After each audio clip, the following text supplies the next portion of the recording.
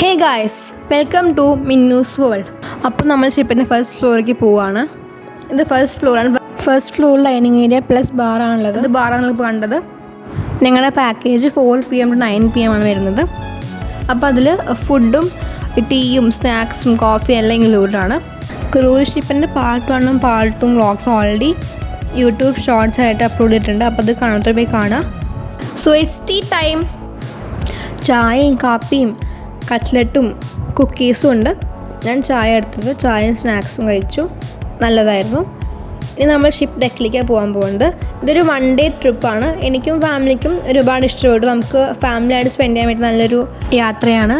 എനിക്ക് ഷിപ്പിൽ ഏറ്റവും ഇഷ്ടപ്പെട്ട ഭാഗം എന്ന് പറയുന്നത് ഷിപ്പ് ഡെക്കാണ്.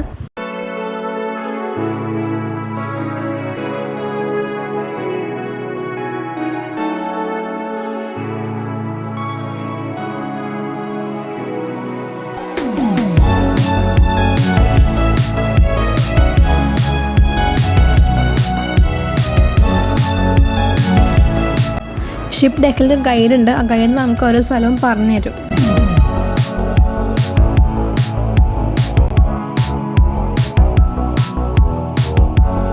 നിങ്ങളും വരികയാണെങ്കിൽ ക്യാപ്പ് കൊണ്ടുവരുന്നത് നല്ലതായിരിക്കും. മോർണിംഗിൽ വരുമ്പോൾ വെയിലുണ്ടാവും. ഇപ്പം ഞങ്ങൾ പോയപ്പോൾ കുറേശ്ശെ മഴ ചാറുണ്ടായിരുന്നു. അപ്പോൾ ക്യാപ്പ് എന്തുകൊണ്ട് നല്ലതാണ്. പിന്നെ രാവിലെ ആണ് സൺഗ്ലാസും ആവശ്യം വരും.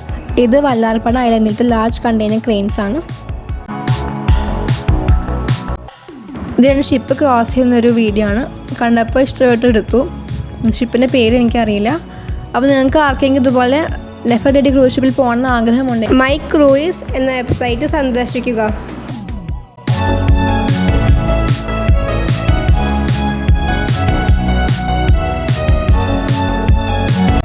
ഇത് കിഡ്സ് പ്ലേ ഏരിയ ആണ്.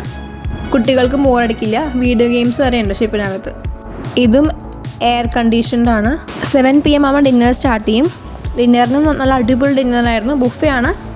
ബുഫേക്ക് പൊറോട്ട, ഗീ റൈസ്, അപ്പം, ബീഫ് കറി, ചിക്കൻ കുർമ, ഫിഷ് കറി, പിന്നെന്താ സലാഡ്, പപ്പഡ്, അച്ചാർ, ഇതെല്ലാം ഉണ്ടായിരുന്നു.